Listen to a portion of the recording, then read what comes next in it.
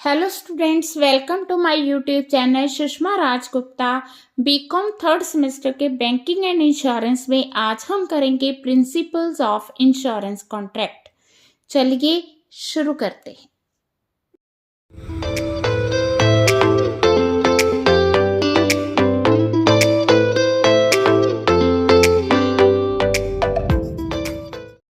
जैसे किसी भी कॉन्ट्रैक्ट के लिए दो पार्टीज के बीच में एग्रीमेंट होना ज़रूरी है और कॉन्ट्रैक्ट वैलिड होने के लिए कुछ कंडीशंस का पूरा होना ज़रूरी है। कुछ कंडीशंस जैसे फ्री कंसेंट होगी, कॉम्पिटेंसी ऑफ पार्टीज होगी, लॉफुल कंसिडरेशन, लॉफुल ऑब्जेक्ट हो गया। ठीक है, उसी तरह से इंश्योरेंस कॉन्ट्रैक्ट के लिए भी इन कंडीशंस का फुलफिल होना ज़रूरी है। हाँ जी, फर्स्ट कंडीशन है ऑफर एंड एक्सेप्टेंस। किसी भी कॉन्ट्रैक्ट के लिए दो पार्टीज के बीच में क्या होनी चाहिए? Offer and acceptance. Offer by one party and acceptance by other party. उसी तरह से इंश्योरेंस के कॉन्ट्रैक्ट में क्या होता है कि जो एक पर्सन है वो ऑफर करता है कि मैंने ये पॉलिसी लेनी है, ठीक है, वो ऑफर करता है। देन जो इंश्योरेंस कंपनी है उसे एक्सेप्ट करती है। जब इंश्योरेंस कंपनी उस ऑफर को एक्सेप्ट करती है, then there is a contract, insurance contract between these two parties. ठीक है जी। दूसरा, intention to create legal relation. दो पार्टीज के बीच में जो रिलेशन होगा वो लीगल रिलेशन होता है। लीगल रिलेशन का मतलब है कि अगर एक पार्टी अपने ऑब्लिगेशन को पूरा नहीं करती, दूसरी पार्टी उसे क्या कर सकती है? स्यू कर सकती है।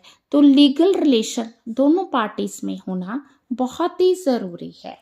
नेक्स्ट है पार्टीज कंपिटेंट टू कॉन्ट्रैक्ट होनी चाहिए।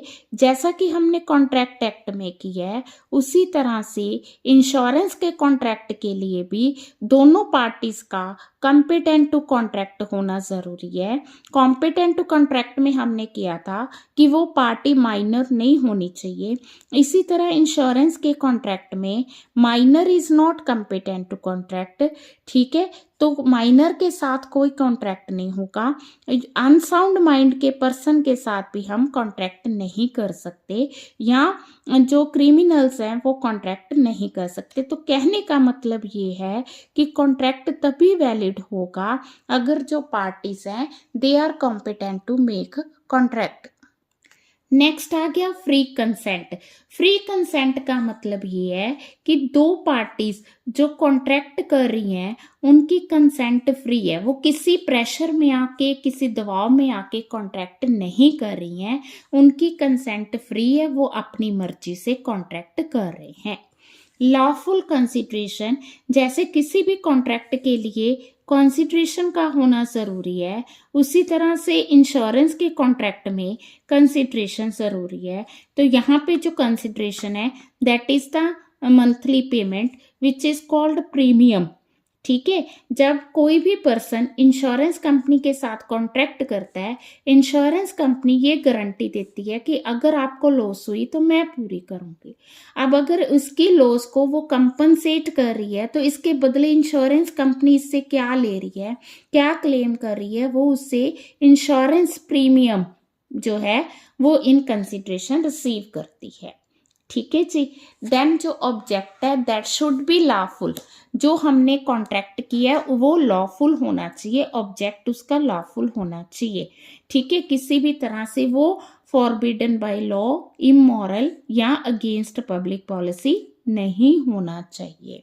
Then certainty and possibility of performance. किसी भी कॉन्ट्रैक्ट के लिए ज़रूरी है कि उस कॉन्ट्रैक्ट का पूरा होना, कि वो सर्टन होना चाहिए एंड पॉसिबल होना चाहिए। अब जो इंश्योरेंस कॉन्ट्रैक्ट के फंडामेंटल प्रिंसिपल्स हैं, first is principle of good utmost good faith. ये अटमोस्ट गुड फेथ ये बेसिक प्रिंसिपल ऑफ इंश्योरेंस है। क्यों? क्योंकि कंपनी क्या कर रही है, किसी एक पर्सन की गारंटी ले रही है। गारंटी किस चीज़ की? कि अगर कोई लॉस हुई तो मैं पूरी करूँगी। अब अगर वो लॉस को पूरा करना की गारंटी ले रही है तो वो ये आपसे डिमांड करती है कि आप जब उसके फॉर्म फिल करते हो, उसमें जो पर्टिकुलर्स आप फिल कर रहे हो वो बिल्कुल सही होने चाहिए। इस विश्वास के साथ वो आपके साथ कॉन्ट्रैक्ट करती है। तो basic principle utmost good faith है, ठीक है। ये सारे इंश्योरेंस कॉन्ट्रैक्ट्स में अप्लाई होता है। जो बंदा इंश्योरेंस करवा रहा है उसको विलिंगली डिस्क्लोज करना ज़रूरी है। जैसे आप लाइफ इंश्योरेंस करवा रहे हो, लाइफ इंश्योरेंस में ये है कि अगर उस पर्सन की डेथ होगी तो इंश्योरेंस कंपनी पे करेगी। अब अगर उस पर्सन को किसी तरह की डिसीज है तो उसे डिस्क्लोज करना ज़रूरी है। अगर वो डिस्क्लोज नहीं करता तो वो इस प्रिंसिपल को फॉलो नहीं कर रहा। प्रिंसिपल ऑफ इंश्योरेबल इंटरेस्ट, जिस चीज़ का आप इंश्योरेंस करवा रहे हो उसमें आपका इंश्योरेबल इंटरेस्ट होना चाहिए। इंश्योरेबल इंटरेस्ट का मतलब है जो इंश्योर्ड पर्सन है उसको उस चीज़ के नुकसान से क्या हो रही है, मतलब फाइनेंशियल लॉस हो रही है, ठीक है। ये जो प्रिंसिपल है ये सारे जो कॉन्ट्रैक्ट ऑफ इंश्योरेंस है वहाँ पे अप्लाई होता है। अब इसमें एग्जाम्पल ये आती है कि अगर आपने स्कूटर का इंश्योरेंस करवाना है ए ने, तो ए का अपने स्कूटर में इंश्योरेबल इंटरेस्ट है, ए का बी के स्कूटर में कोई इंश्योरेबल इंटरेस्ट नहीं है। तो यहाँ पे वो अगर एक मान लो कि आपने स्कूटर की इंश्योरेंस करवाई है, अगर वो आपका इंश्योरेंस है उसको थोड़ी सी भी खरोंच आ जाए तो आपको क्या लगता है कि खरोंच क्यों आ गई, आप उसको डेलिब्रेटली नुकसान नहीं पहुंचाओगे। क्यों नहीं पहुंचाओगे? क्योंकि उसमें आपका इंश्योरेबल इंटरेस्ट है। यही चीज़ अगर आप किसी दूसरे पर्सन के स्कूटर का इंश्योरेंस करवाते हो, आपको पता है कि आपको क्लेम मिलेगा, तो आप उसके स्कूटर को नुकसान पहुंचा सकते हो। क्यों? क्योंकि उसमें आपका इंश्योरेबल इंटरेस्ट नहीं है। प्रिंसिपल ऑफ इंडेमनिटी, इंडेमनिटी का मतलब है कि अगर आपको किसी तरह का लॉस हुआ तो वो इंश्योरेंस कंपनी पे करेगी। अब जो लाइफ इंश्योरेंस की अगर हम बात करें तो एक लाइफ इंश्योरेंस के केस में जो मतलब कि किसी पर्सन की लाइफ के जाने से नुकसान है वो इंश्योरेंस कंपनी पे नहीं कर सकती। बट अगर हम मटेरियलिस्टिक चीज़ों की बात करें तो चाहे प्रॉपर्टी होगी, लैंड होगी, शॉप होगी, तो उसका जो कंपनसेशन है वो इंश्योरेंस कंपनी दे सकती है, ठीक है। तो एक तरह की जो आपकी लॉस है, लॉस को कंपनसेट करना, वो प्रिंसिपल ऑफ इंडेमनिटी है। अब जो हमने इंडेमनिटी का रूल है, प्रिंसिपल है, वो ये कहता है कि जितनी उस पर्सन को लॉस हुई है उस लॉस को कंपनसेट करना है, उस लॉस से ज़्यादा उसे कंपनसेट नहीं किया जाएगा। इंश्योरेंस का मतलब है लॉस को कंपनसेट करना, ना कि प्रॉफिट कमाना, ठीक है जी। तो ये नहीं है कि इंश्योरेंस करवाई है 10,000 की लॉस हुई है आप 12,000 क्लेम कर रहे हो, ऐसा नहीं हो सकता, आपको 10,000 ही मिलेगा। इस प्रिंसिपल का फायदा क्या है? Avoidance of under and over insurance. ये प्रिंसिपल कहता है कि जितनी उस पर्सन की लॉस होगी उतना कंपनसेशन होगा। तो एक तरह से ये ओवर एंड अंडर इंश्योरेंस को कवर करता है। To avoid anti social activity, ये जो प्रिंसिपल बनाया गया है इसलिए बनाया गया है भी अगर लोगों को इंश्योरेंस करवाने से प्रॉफिट होगा तो लोग इंश्योरेंस करवा के खुद ही उस प्रॉपर्टी को डिस्ट्रॉय करेंगे ताकि उनको प्रॉफिट हो। पर ये प्रिंसिपल ये कहता है कि इस तरह से नहीं होगा, आपको प्रॉफिट नहीं होगा, जितनी लॉस है उतनी ही कवर होगी, ठीक है। To maintain premium at low level, तो इससे प्रीमियम भी लो लेवल पे रहेगा। हाँ जी, कंडीशंस फॉर इंडेमनिटी, तो कंडीशंस क्या है? इंश्योर्ड, वो जो पर्सन जिसकी इंश्योरेंस हुई है उसको प्रूव करना पड़ता है कि उसको कितनी लॉस हुई है, कितनी एक्चुअल मॉनेटरी लॉस है, उसका जो कंपनसेशन है कभी भी जितनी अमाउंट इंश्योर करवाई है उससे ज़्यादा नहीं हो सकता, ठीक है। अब इंश्योरेंस कंपनी को ये राइट है कि अगर बाय चांस ज़्यादा अमाउंट पे हो भी गई है तो वो उसे वापस ले सकता है। इंश्योरेंस कंपनी को राइट है कि अगर उस पर्सन ने थर्ड पार्टी से भी लॉस ले ली है, कुछ कंपनसेशन लिया है, तो वो वापस लेगा। ए का स्कूटर डिस्ट्रॉय हो गया बिकॉज ऑफ बी, ठीक है, ए ने उसे इंश्योरेंस करवा रखा था, उसकी 10,000 लॉस हुई है, तो उसने इंश्योरेंस कंपनी से क्लेम 10,000 लिया। उसके बाद उसने बी से भी क्लेम लिया, क्योंकि जो स्कूटर को लॉस हुई है that is because of B. अब अगर वो बी से कुछ भी अमाउंट लेता, 2,000, 4,000, 6,000 मान लो उसने बी से लिया है, तो इंश्योरेंस कंपनी ए से वो 6,000 रुपया रिसीव करेगी जो उसने बी से लिया है। Point clear? तो the principle of indemnity is not applicable in case of life insurance. मैं पहले बता चुकी हूँ, क्योंकि लाइफ की जो लॉस है वो कोई कंपनसेट नहीं कर सकता। हाँ जी, नेक्स्ट प्रिंसिपल है प्रिंसिपल ऑफ कंट्रीब्यूशन। ठीक है, ये इंडेमनिटी के कोरोलरी है, मींस जिसने उस पर्सन की लॉस है उससे ज़्यादा वो कंपनसेशन नहीं ले सकता। ए ने क्या किया, 2 कंपनी से इंश्योरेंस करवाई है, ठीक है जी, एक सेम चीज़ उसने स्कूटर की इंश्योरेंस 2 कंपनी से करवाई है, ठीक है। स्कूटर का लॉस हो गया, लॉस कितना हुआ 20,000 का, उसने इंश्योरेंस 20,000 यहाँ से करवाई है, 20,000 यहाँ से करवाई है। अब जब लॉस 20,000 हो गया तो ये नहीं कि 20,000 एक्स से लेगा 20 बाई से लेगा, वो क्या करेगा 10,000 एक्स से लेगा 10,000 वाई से लेगा। पॉइंट समझ के?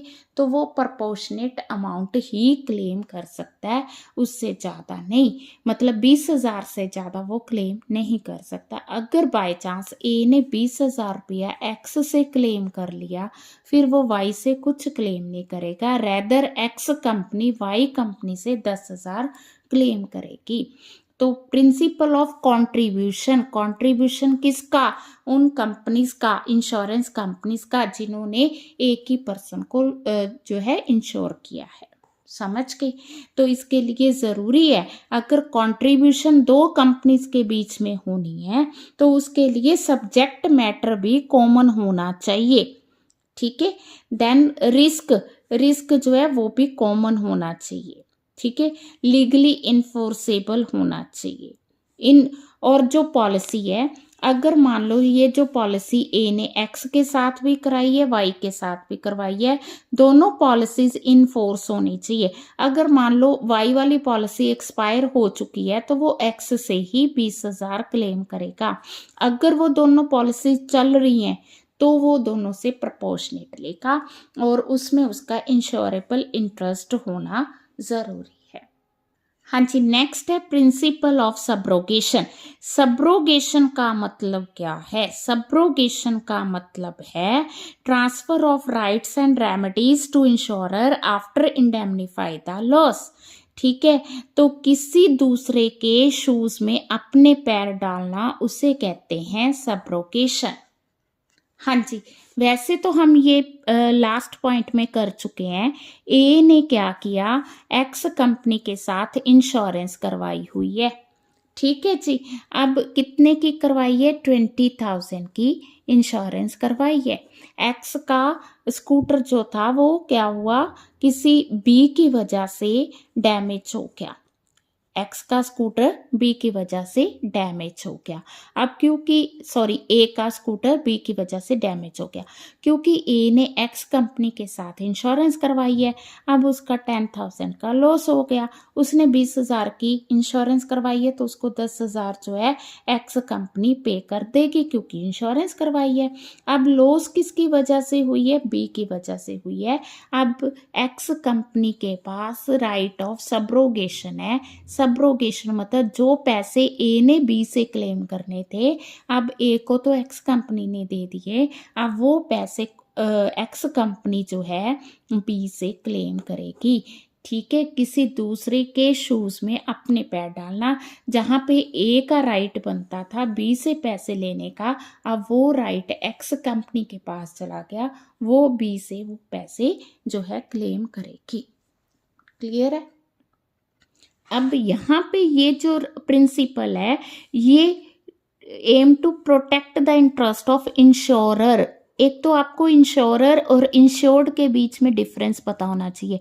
ये इंश्योरेंस कंपनी को प्रोटेक्ट करने के लिए है ना। तो इसमें मतलब कि ये ना हो कि ये जो ए है, ए इन एक्स से भी पैसे ले ले और बी से भी ले ले, ऐसा ना हो। इस चीज को अवॉइड करने के लिए सब प्रिंसिपल ऑफ सब्रोगेशन बनाया गया है। ठीक है जी। Insured is required subrogate all his right in favour of the insurer after the loss is settled. वो प्रॉफिट नहीं कमा सकता, ये दूसरी बार पॉइंट आया है। वो कोई भी पर्सन इंश्योरेंस करवा के वहां उसने अपनी लॉस को कंपनसेट करवाना, प्रॉफिट नहीं कमाना। ठीक है, यही पॉइंट कॉन्ट्रीब्यूशन में था। ठीक है ना। कंट्रीब्यूशन में भी हमने यही पॉइंट किया है कि अगर उसने दो जगह से 20,000 का नुकसान हुआ है ना, वो 20,000 यहाँ से भी ले ले, यहाँ से भी नुकसान 20 का हुआ, ले वो कितना रहे 40,000, ऐसा ना हो। 20,000 की लॉस है तो 20,000 मिलेगा, प्रपोर्शनेट मिलेगा, 10,000 यहाँ से, 10,000 यहाँ से। हाँ जी, इसेंशियल्स के सब्रोगेशन के ये एक तरह का इंडेमनिटी प्रिंसिपल का ही एक्सटेंशन है। ठीक है जी, कि लॉस को कंपनसेट करना है, उससे ज़्यादा उसे पे नहीं करना। It is the substitution. ठीक है, तो इंश्योर्ड के पास वो जो राइट्स एंड रेमेडीज हैं वो सारी इंश्योरेंस कंपनी के पास चली जाती हैं। After settlement of the came, insurance company substituted in place of the insured. Subrogation उतनी अमाउंट तक का है जितनी की आपकी लॉस हुई है, इससे ज़्यादा नहीं हो सकता। ठीक है, बिफोर पेमेंट भी हो सकता है, जैसे हमने जो एग्जाम्पल की है, अगर ए ने पहले बी से कुछ रुपीस ले लिए, ठीक है, मान लो उसने उससे 6,000 रुपया ले लिया, तो इंश्योरेंस कंपनी सिर्फ 4,000 रुपये देगी अगर उसका 10,000 का लॉस हुआ है। ठीक है जी। अगर उसने एक्स कंपनी से पहले 10,000 ले लिया, बाद में फिर एक्स कंपनी बी से 6,000 लेगी। तो इस तरह से है। Personal insurance principal of subrogation जो है पर्सनल इंश्योरेंस पे अप्लाई नहीं होता। हाँ जी, नेक्स्ट हमारा प्रिंसिपल ऑफ लॉस मिनिमाइजेशन है। तो जब आप लोग का किसी भी तरह का लॉस हो गया, तो मैं स्कूटर की ही एग्जांपल ले रही हूँ। तो ए का जो स्कूटर का इंश्योरेंस हुआ है एक्स कंपनी के पास 20,000 रुपये का। अब ए का लॉस हो गया, लॉस कितने का हुआ 10,000 का लॉस हुआ है। मतलब ए का स्कूटर डैमेज हो गया, वो स्कूटर रिपेयर के पास जा रहा है, स्कूटर की रिपेयर करवानी है। ठीक है ना। अब उसने ए ने सोचा कि मैंने तो इंश्योरेंस करवा रखी है, वो उसके पास दुकानदार के पास गया, दुकानदार कहता कि 12,000 रुपये लगेंगे, बट जो लॉस है वो 10,000 की है। ए ने सोचा चलो मैंने कौन सा अपनी जेब से पैसे देने हैं, वो कहता चलो ठीक है 12,000 में रिपेयर कर दो। नहीं, प्रिंसिपल ऑफ लॉस मिनिमाइजेशन ये कहता है कि लॉस को मिनिमाइज करने की कोशिश करो। ये सोचो कि कम से कम, जैसे हमारी कोई लॉस होती है, हम लोग एक दो दुकान में जाके पूछ के फिर हम लोग रिपेयर करवाते हैं। ये नहीं सोचना कि इंश्योरेंस कंपनी ने पेमेंट करनी है तो जितनी लॉस होती होने दो, समझ के। तो लॉस को मिनिमाइज करने की कोशिश करनी है, ये पॉइंट है। ठीक है जी। नेक्स्ट हमारा प्रिंसिपल ऑफ कॉजा प्रॉक्सिमा, वो कहता है कि कई बार जो लॉस है उसके कई कारण हो सकते हैं। ठीक है, अब लॉस किस वजह से हुई है, नियरेस्ट कॉज क्या है, वो फाइंड आउट करना जरूरी है। वो जो कॉज है क्या वो पॉलिसी का पार्ट है या नहीं है, उसे डिसाइड करना बहुत ज़रूरी है। ठीक है जी। तो जैसे कोई शिप था, उसके इंश्योरेंस हो रखी थी, तो शिप की इंश्योरेंस हुई थी अगेंस्ट द लॉसेस, है ना। वो जो सी के रिस्क की वजह से जो भी लॉस होगा उसको कंपनी इंश्योर करेगी। अब हुआ क्या, वो जो शिप्स था उसमें जो थे रैट्स थे, उन रैट्स ने क्या किया, वहाँ पे सुराख कर दिया। जब उन्होंने वहाँ पे सुराख कर दिया तो उससे क्या हो गया, शिप में पानी आ गया। पानी आने से क्या हुआ, शिप जो है वो डूब गया। अब यहाँ पे मेन रीज़न क्या था, मेन कॉज, बेसिक कॉज क्या था लॉस का, that was rats not water. समझ के। तो किस बेसिक रीज़न क्या है लॉस का, उसको ध्यान में देखना, उसके अकॉर्डिंग ही पे किया जाएगा, ना कि जो हमें दिख रहा है। ठीक है, तो अगर एक से ज़्यादा कारण है किसी एक लॉस के, तो उसका मेन कॉज क्या है उसको कंसिडर करना है। ठीक है, तो ये जो चैप्टर है प्रिंसिपल्स ऑफ इंश्योरेंस कॉन्ट्रैक्ट का बहुत इंपॉर्टेंट है। बड़े अच्छे से इसको लिख के आप तैयार कर लो, 15 मार्क्स का क्वेश्चन बनता है। वीडियो अच्छी लगी वीडियो को लाइक करो, चैनल को अभी तक नहीं सब्सक्राइब किया तो ज़रूर सब्सक्राइब करें और ज़्यादा